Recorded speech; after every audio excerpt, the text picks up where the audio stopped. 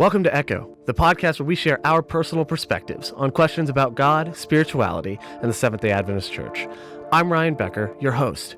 No matter who you are, we hope that you find value and encouragement through real discussions about real things. Let's jump in. Echo.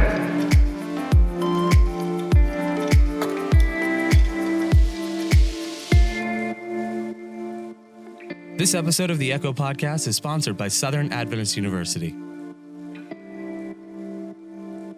Welcome to the Echo Podcast, the podcast where we talk about faith and life questions that young adults and really just people in general are facing, which I'm glad about because it means that young adults aren't some weird alien species that live in a box and only deal with our issues in an isolated way, but it means that we can actually talk with people from other generations and learn together and come to truth together. So I'm thankful for the fact that whenever we do talk about this, and this is geared towards young adults, but it's something that everyone tends to relate to and have experience with. And today I'm joined by two wonderful human beings, Tim and Maria, and I'm going to let them introduce themselves. So Tim, let's start with you. All right. I'm a Canadian. That's the most important thing, right? Yes. There you go. I've also worked as a teacher for 20 years and 12 for the last 12 has been as a pastor. Yeah. Awesome. So. And then Maria, what about you? I'm Maria. I was born in Ukraine, but I've lived in Charlotte for 20 years. And I'm actually one of the connection group leaders that we have at our church, Pursuit Worship, that we started here in Charlotte. Nice. Awesome. Nice. So I'm excited about this because I'm very passionate about small groups. Clearly, you have some experience here too with small groups, and I imagine some outside of just Pursuit and the connection groups. And as a pastor, Yeah, absolutely. And there are many pastors who pastor churches that you can just consider the whole church a small group too. But small groups is an interesting topic because I think there's a lot of misinformation about them. I think there's a lot of misapplication and misunderstanding. But I also think that in many cases we've tried to, artificially create them and emphasize the wrong part of the purpose of them. And so I'm excited to talk about it today from kind of just our own experiences and our own opinions here. So this isn't like some official. It's not like we have a fundamental belief on small groups. So that takes some pressure off. We can disagree without it, with some safety. But let's start with this. So with the connection group, for example, what are some experiences with small groups that you have, or experience with small group that you have, and talk to us a little bit about the connection group and anything else you've kind of been involved with along that lines. Okay, so I've been part of home groups before, where we would just get together as a group of people, and we have food beforehand. We have conversation. It's a great time. And then we get into our prayer and into our study, and in those home groups, it was always just many different people of all ages. So you had your middle-aged people, your old people, your teenagers, and everyone's kind of there together. And while that was cool and all, there were some younger people there that were maybe they shouldn't have been part of that group. Maybe they should have been part of a group that was more their age, talk about maybe topics more relevant to them. Not that the topics in those home groups weren't important, because we all need to know about the Bible and different things like that. But sometimes they get into these really, deep topics, or some of the teenagers that were just kind of looking around, the room, looking at the time, checking their phone. And then as far as our connection groups that we do at Pursuit, there's still sometimes the age gaps, but it is more centered towards young adults and youth. And they're a bit smaller. We try to keep our groups under 10 people.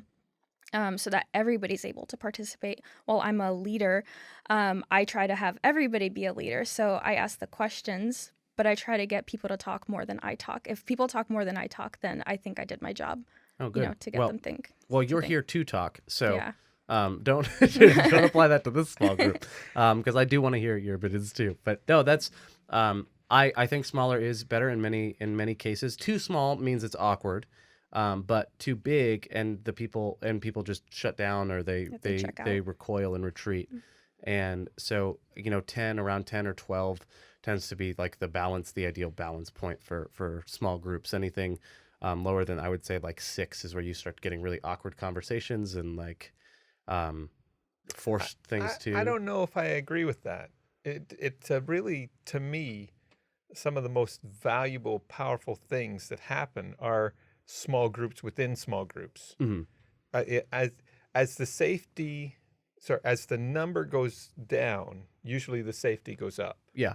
And so you can dig into really heart Hmm. issues, sometimes only with a few people. Yeah.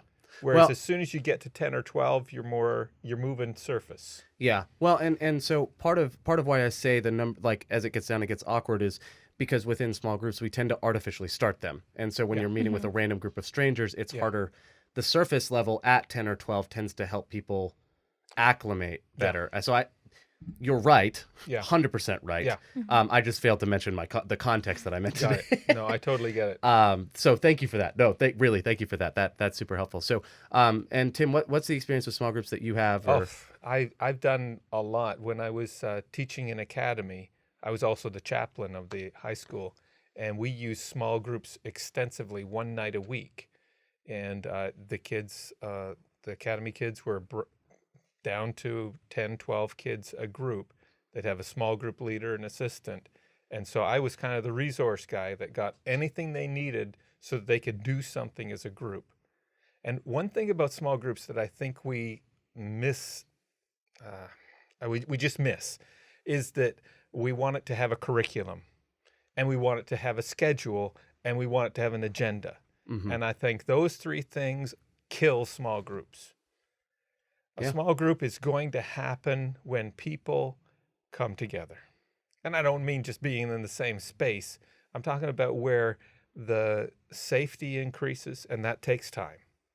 Where the interest is also focused, and that takes the people are interested in the same things.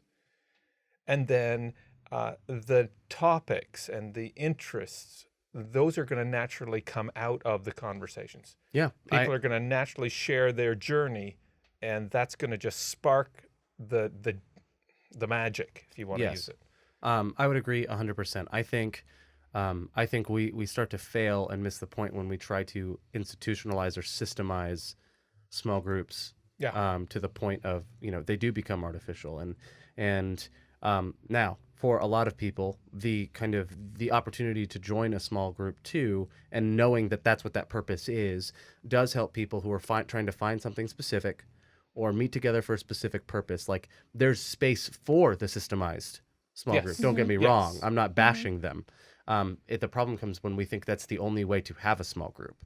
Yeah. When one of the big things that I've had to learn in my life, and I train high school students in small group leadership every year at different events. I have my own curriculum that I've trained in leadership for, as well as teaching under others' curriculums for specifically leadership, not necessarily like actually running the small group, but and I've done that for over a decade. And I've led small groups. I've been a part of ones that were successful, ones that were awkward and shut down, things like that. And the biggest thing for me in my life has been learning that my friends can be, like, just the people close to me can be the small group. Yeah. And while in my church community, I do need to create community within my, church, but I have friends that don't go to my church, and I need to be able to pray with them. I need to be able to talk about God with them, and because that's a huge part of my life. And I realized a long time ago that I didn't feel comfortable praying with the friends that I spent hours with every day. And so I had to reconfigure those friendships a bit and have some awkward, real conversations to say, like, hey, can we do this a little bit more? Can we try this? It's going to be real awkward at first. Like, and even as simple as like talking about the sermon when we leave church, if we are in the same, but realizing that, yeah, the people that I'm going to get ice cream with or dinner with or go to the movies with or whatever, those people are also my small group.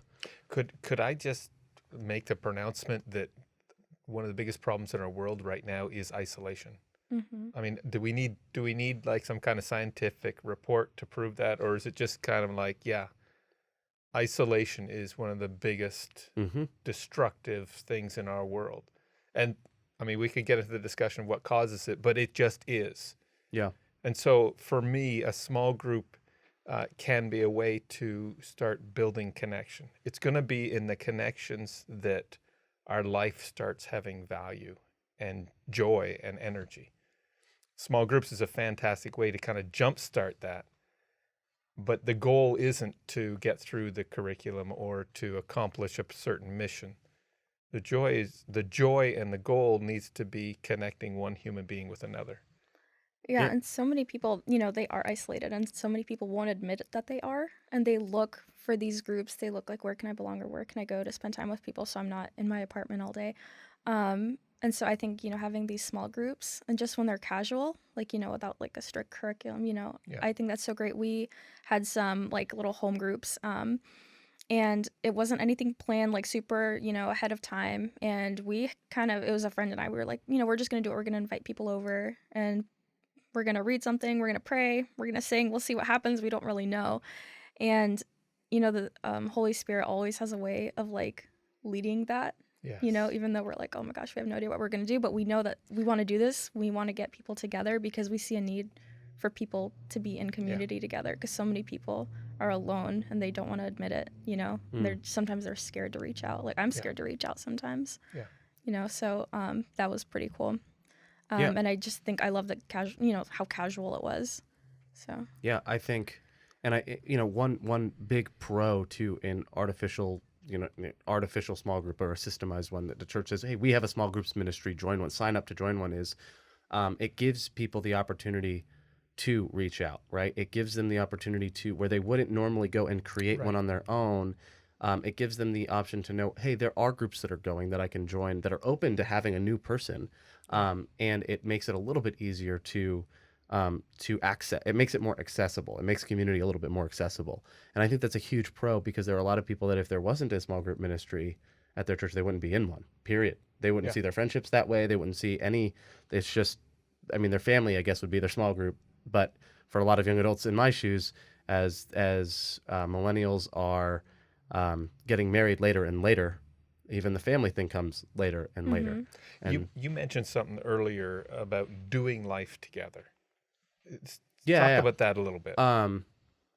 So yeah, I think that the small group really is, it's just the whole point of a small group is doing life together. When I look at the verses we always reference in this topic are Acts 2 and Acts 4, where the people gathered together, they sold all their belongings to make sure that no one was in need, and they met in each other's homes every day and had supper together, that kind of thing, right? They were just doing life together.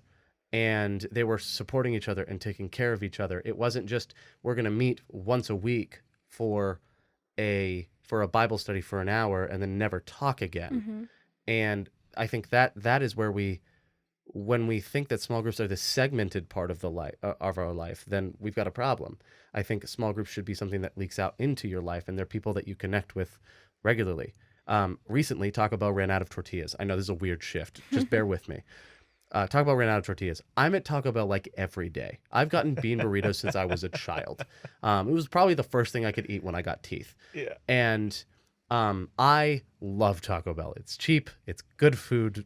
Not great for you, but it just tastes great. And I travel a lot, so I don't buy a lot of groceries and cook at home. And when they were out of tortillas for like a week and a half, That killed you, huh? it was killing me. And I went back when I heard that they got tortillas. I went back, pulled in the drive-thru, and I'm like, hey, you guys have tortillas, right? The woman's like, yeah. And I said, okay, put in my usual order. And she goes, oh, it's you. And I was like, what? And she goes, I was so worried about you when we ran out of tortillas. Taco Bell was worried about me. Oh, But there's a point there. That's doing life together. It is, in that this was someone who cared about me beyond granted tiny, and I'm not trying to read into that any more than what it was. But the idea is that just checking in on someone and being concerned about their well-being in general, it's not that I have to be in church to be cared about, or be in that small group hour to be cared about. It's this is something that impacts your life beyond the time that you're in it. Yeah. The best small group I'm in is it's a couple of guys, and we go around, we do projects for people. Like we put in a bathroom for a lady who couldn't afford a bathroom. We cut down a tree for someone else. And the very most spiritual conversations I've been able to have with these guys have been while we're sharpening the chainsaw. So don't think small group is with your Bible open in a living room. Small group is when you are sharing, you're doing life, but you're sharing your life with someone else. This is a small group of sorts right here. I mean, the listeners, watchers who are participating with us down the road, they're getting the benefit of us sharing our lives together. When I was living on my own and didn't have really any friends around me, that's when I got into podcasting, because as hosting one, it gave me space to create intentional conversation. But beyond that, listening to them made me feel like I was in the room with other people. It made me feel like I was a part of their conversation. There were times I would catch myself like going, "No, like I disagree with that" in my car. Yeah. And even now, as a podcast host, I have friends that will literally, they'll tell me later, like, "Yeah, I was yelling at my car, thinking I was in the conversation with you," or they'll stop the episode right then and call me, I no call matter you. what I'm doing or what they're doing. They will call me and they'll tell me their thoughts, Yeah. but they won't give me any context. They'll just respond to something I said on the show, Yeah. but they won't tell me like that they were The listening. So I'm like, conversation goes on. yeah, I'm like, what are you talking? What is Yeah. happening right now? You know, if God had made Eve first, he still would have said it is not good that woman should be alone. Mm. We're made to connect and interact. It brings us love, joy. Yeah. With our connection groups, you know, I agree with you. I definitely don't want it to be something like let's meet once a week and like that's it, and let's just Yeah. keep meeting. Like you want it to go further than that. So while I encourage the same people to come to our group, you know, like because I want people to get to know each other, and the more that we've been having these groups and the same people have been coming, the more people are willing to share and to, you know, talk about certain things. But I also encourage people to like pray with somebody that you haven't prayed with before at the end of the group, or somebody that you don't know well, or like maybe the last person you want to pray with. And then I always encourage people like exchange phone numbers. And I don't know if anyone has exchanged phone numbers yet.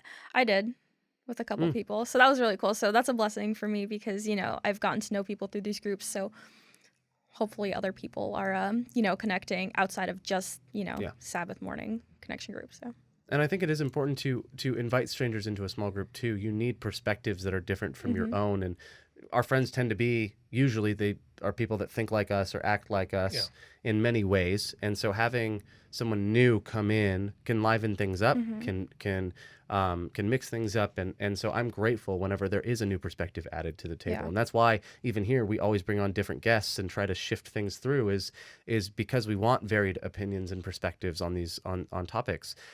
So for someone who's in a small group but it feels like it's fracturing or coming apart or it's awkward, anything like that, like what would you say to someone in that position?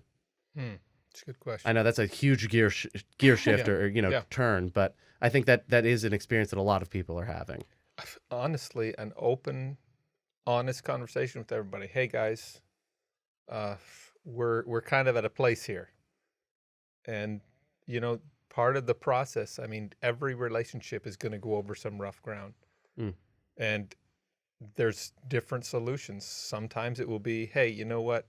We two kind of subgroups have different interests. Maybe it's time for a parting of the ways. Maybe there's a relationship in the room that is kind of fouling the atmosphere. And I'm telling you, it's risky. Someone might get up and storm out. But I'll tell you, honesty and safety are going to be the two things that make a small group really zing. Yeah. Honesty, sometimes, how many times we go through life with just longing for some honest words spoken into our lives. Oh, I agree with that. And honestly, your goal with a small group should be able to be a place where you can be honest. Yeah. And you can have that kind of conversation. Like if you can't have it, if you're already in a position where you can't have that conversation, then that's a symptom of a greater problem. Yeah. That should be the place where you should be able to say like, hey, I'm worried about, can we do like a health check on this group? You know, I'm worried about this. So anything to add there? I think you guys covered it. No, so for me, I think the other thing too is understanding that not every small group is meant to last forever. Small groups have a life cycle, and in the same way that, you know, your friends in high school were no longer the people you hung out with in college, or, you know, when you get married, that becomes a big part of your community.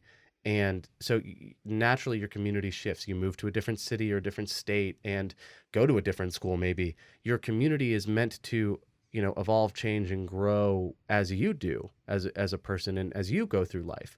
And so sometimes it's okay to say like, yeah, I think, you know, if you're in, especially one that was, created in a church setting, to say like, yeah, we did reach the end. We've done really well. And that doesn't mean that it may mean that we just need to meet less. Maybe the fact that we're just meeting weekly maybe that's too much for all of us right now. Or, hey, a bunch of us are going to go on a season of vacation and there's going to be like 2 of us every week. You change things up and adapt as you go. But certainly there's the infancy where everyone starts to get to know each other. And there's that teenage phase. And as the small group is learning its own identity. And so very much a small group life cycle correlates a lot to the life cycle of a human being. And so it's okay if sometimes it needs to come to a close, I think. Yeah, some things just need to be put to death. Yeah, and that's not a bad thing. Don't mean that yeah, badly. no, I know, but it's a blunt, yeah. If you spent your whole life in high school, I mean, high school is supposed to come to an end. Yes. For some people, I worry. Well, hey, thank you guys for having this conversation. Any words of encouragement, any final thoughts you would leave for anyone who's looking to join a small group or in one right now? I would say definitely join, because so many people are afraid to give their opinion, and we want your opinion. We want you to talk. We want to get to know you. Like, so many people won't admit it, but they want friendship and they want that community and they want that closeness. Like, you're not the only one who wants it. Like, people want community. So I encourage you, if you're lonely or if you're even wanting to like be in leadership, start joining a connection group, be a part of it, work your way up, say, I'm interested. I want to help people, the way this connection group has helped me or this small group. That's awesome. I totally agree. Being part of a small group, being part of any relationship is going to be risky. Yeah. It's going to require an investment. And the only thing I would say is that the risk and the investment are worthy. If you've ever been in a small group, and not every small group is going to make it, but if you've ever been in one that got to a place of honesty and compassion and acceptance and caring for each other, and if you've ever experienced that, you'll absolutely agree that the investment, the risk is totally worth it. Absolutely. Wow. Well, thank you both. And to our listener, we hope this was something that you can resonate with. Maybe there's something in your journey that you needed to hear today. And so if so, awesome. And if you are in a challenging spot with small groups and community, we do hope you find some people that you can do life together with.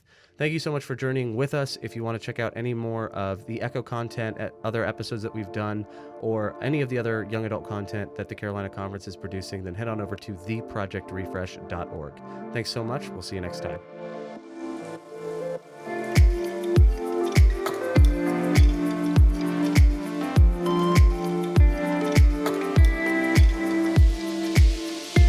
Hey guys, thanks so much for listening to this episode of Echo. We hope you enjoyed it. To stay up to date with new episodes as we release them, and for more awesome content from Project Refresh, a ministry of the Carolina Conference of the Seventh-day Adventist Church, then go ahead and hit that subscribe button below. And don't forget to like and leave a comment.